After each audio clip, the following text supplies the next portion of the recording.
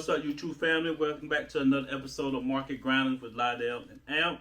Thank you guys for tuning in today. Please make sure you guys like, subscribe, hit the notification bell so you guys can receive these posts as soon as we post them, guys. All right.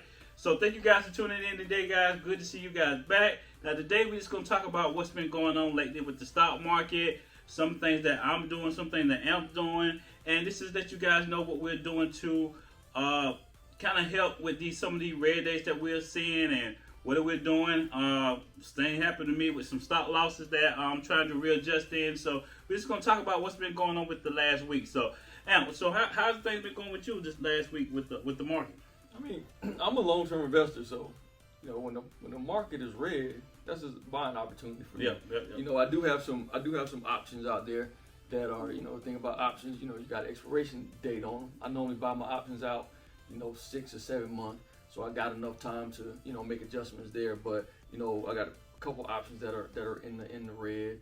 But overall, I'm still buying the dips and consistently buying the companies that I've done the research on, the companies that I want to hold for a long period of time. So like for me, man, the market is the market. I'm not looking to even think about really taking profits to 2025. So you know what I mean. So I'm good. Red doesn't bother me in the market. I am paying attention to bond yields. How the bond yields have been big in the news. Bond yields have dropped. Once you start seeing things like that, people start to panic, and potentially once that panic sets in, people may start to want to sell out. So just being prepared for that, knowing that as people start to sell out, stocks could potentially drop. And again, for me, that's a buying opportunity. And then another thing with that is with bond yields, a lot of and inflation. So as the risk of higher inflation starts to set in, again, people, you got to think who makes money when the inflation and interest rates go up. The banks make money when the inflation and interest rate go up. So right now you can go and purchase a car or a house you can purchase a home right now at 1% interest. So but as interest rates start to increase, that's gonna go up to 3, 4, 5%. So now the bank was only getting 1% of your money as interest. Now they're getting 3 to 5. So that makes the banks more money. So that's where I want to have my money at, in a couple banks. So that's kind of how I kind of hedge against some of the things that are going on in the economy. I'm looking at hurricane season. So we it comes. We know it's happening. That coupled with the price of lumber already being high. You know what I mean? Home Depot, Lowe's. That's where you wanna. That's why I want to have my money in those safer places like that. And then of course Nike. It ain't going anywhere. So another safe place to put your money. And then just for the things that I'm talking about, that works for me and my investment strategy and whatever other people have, because some people are just heavy on options right now. I'm not. I started scaling back on options a couple months ago, just as the high volatility started to set in. So I was getting in and out of options, within a week's time, not running out, trying to hold the option out for 6 months, even though I had a 6-month expiration.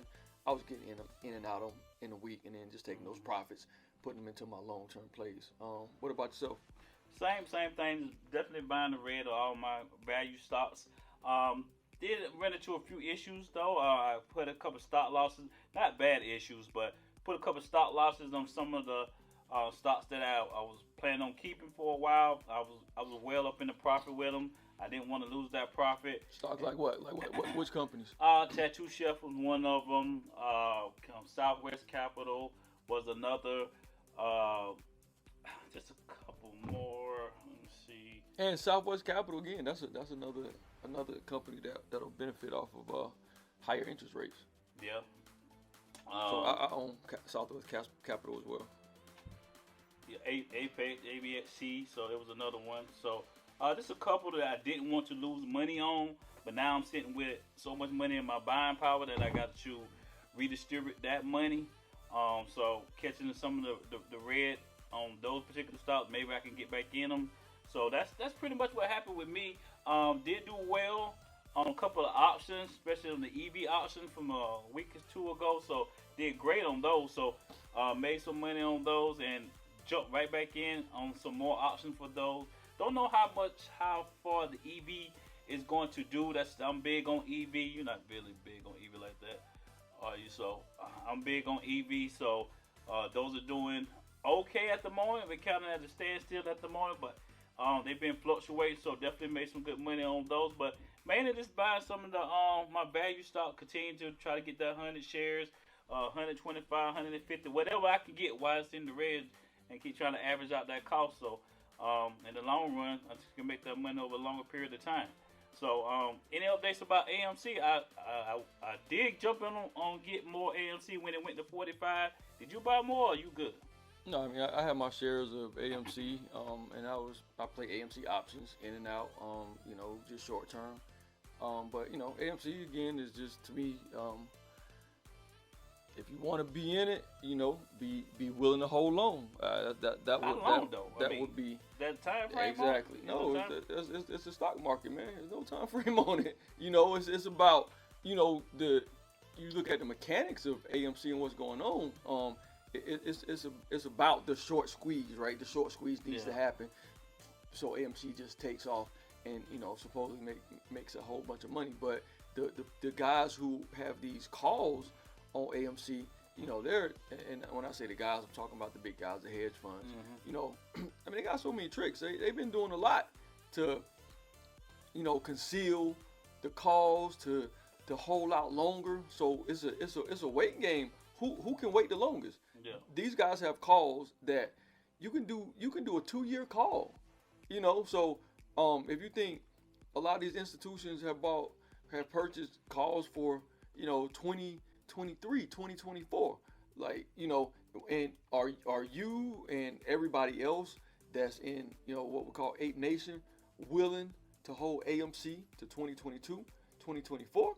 You know what I mean? So we got to hold that as a collective. So you think about hedge funds, and right now I'm thinking the way they talk about the retail investor, you and I, has about 80% of AMC stock, right? So then the hedge funds, they own that 20%, but that 20%, that's a bunch of shares, right? Yeah. So as long as we continue to hold that 80%, eventually they're going to have to buy that 20. So once they buy that 20, that's going to cause the 80% to run up. But the thing is, these guys own 20%. Say maybe it's, and I'm just doing rough math. Say it's 10 people that own 20%, and they can say, "Hey, group, we're going to hold our 20% for the whole 2 years, right?" Then you got, I'll say, 1,000 people that own 80%. Within that 1,000 people, some of those guys got a light bill due. Some of those guys got a rent due. Some of those guys got car payments due. Yeah. So some of those guys may not be willing to hold it. Yeah. So if they're not willing to hold it, so as soon as they start selling it, that 20%, they start snatching it up. If we don't, and if we don't continue to hold, and they hold out longer than us, then eventually the stock is going to go down, because as we start selling off, the stock price is going to go down. Yeah. So that's the thing about AMC. So there's no real time frame on it, far as like you can say, okay, within the next 5 weeks this is going to happen, the next year this is going to happen. I think it's going to be volatility. And AMC, I feel like the best way to play AMC is with looking at the trends, looking at the chart, and from a weekly standpoint, right? What is it doing this week? And I do own shares that I'm willing to hold for ever. Because that's just a bank account. You just put your money there and let it sit, right? And I got in AMC at $7 also. So I'm like well up. AMC is, I don't even have to watch it anymore. I know it was at $50 at one point. Then it's at 40 something. I got in at 7. So you don't even care. Exactly. Really, I don't care what AMC does at this point. My money's safe. Would you buy that 45? Where is that now? I would if you would just start. If I was just starting, and I had money that I was willing to lose, I would buy it at 45 because I seen it at 50. You know, I mean, 67. yeah, you know, so I would buy it, and I still got AMC options, you know, that I purchased. I mean, I got some options I purchased at 12. You know, so I'm good on my options too.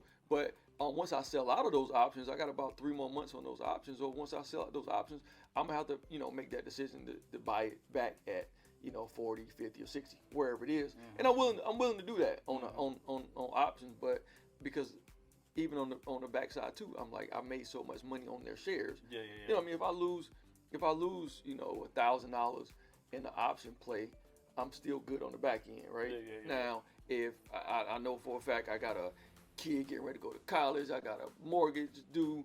No, I wouldn't put me personally, I would not put $10,000 into AMC right now. Yeah, we also hoping that none of our viewers are using money that they need either. So we definitely hope that, you know. But hey, I don't know what people are Yeah, doing. I mean, we're not your financial advisor. Yeah, People do do what they want to do, and Exactly. you know, and you look at the news on AMC, you look at you know, all the YouTube channels, you look at what people are saying on Facebook, and it's like, there's no way AMC is not going to $10,000 a share. So that's super enticing. That's almost like walking past the convenience store and you see the sign where it says, "Hey man, the lottery's at $1 billion." Everybody's gonna buy a ticket. You know, and some people gonna buy $50 worth of tickets, and they just got paid, and their paycheck was only $250. So they got, you know, $200 to last them for the rest of the week. Yeah. You know, and bills are due. You know, and the microwave just broke down. So that's what I would just caution against. You know, when it comes to AMC and when it comes to investing in general, you know, you gotta be strategic and don't just take somebody's word for it. Understand what's going on before you put your money in it. Don't just listen to Facebook. Don't just listen to YouTube. Really learn this stuff and really understand it. You know, and that's what our channel's here for. To help you guys learn it, to help you understand it, and not just give you stock picks. You know, we'll get to a point that, you know, we'll probably do something where we can break down charts and let you know some good times to get in and get out of stocks. But the overall goal for me, man, is for people to be educated so that they can really make strategic moves in the market and really build wealth, because it really works, but it's not something that happens overnight. AMC, I do think that it is going to go higher. I do think that a lot of people stand to make a lot more money in AMC, but new people, even if somebody hops in today and puts $10,000 in AMC and it runs up and they make $1 million, like, I'm happy. I'm super happy for you. But I don't want people to think that's how investing works, because it really doesn't work like that. You get these moments and times that, I mean, just like in your real life, you know, people say, "Oh yeah, I hit a lick," but normally, you know, I mean, you hit a lick, right? You got an insurance claim, you got some inheritance, you got a lump sum of money from somewhere, right? That's you hitting a lick. But normally you go to work and you get your $500 paycheck and you manage that paycheck. Then you go back to work and you get another paycheck and you save a portion of that paycheck. You pay your bills with the rest. That's how investing really works. You go to work, you grind, you study, you understand the charts, and then you make a profit. You take a portion of that profit and you may put it in your bank account. You take the other portion and you go back to work with it. You go back into the grind. You go back in researching. You make more profit. You take a portion of that profit to take a vacation, to enjoy your life, and you take the rest of that money and you go back into the market. And then when you start thinking about retirement, same thing with work. You don't retire from work by spending all of your money or by dipping it if you have a 401k, or dipping into your 401k, taking loans out every year. You work forever if you got to do that. But the person who chooses not to dip into their 401k, the person who chooses to put additional money into their 401k or their investment plan long term in their company, they're retired in a couple years. Same thing in the market. You invest in your long term stocks. You make income off of some of the short term. You kind of manage your lifestyle with the profit from some of your short term plays, options, things like that, and you continue to invest long term, 4 to 5 years. Now you're sitting with 500 to 1.5 million. Now I was like, do I want? And you can do that with a job. So now it's like, do I really need to go back to work? Do I want to go back to work? Do I still enjoy working here? You know what I mean? Or do I retire and, you know, move to Puerto Rico and pay no taxes and just, you know, chill in the sun? So that's how the market works, man. So just don't. I would just caution people.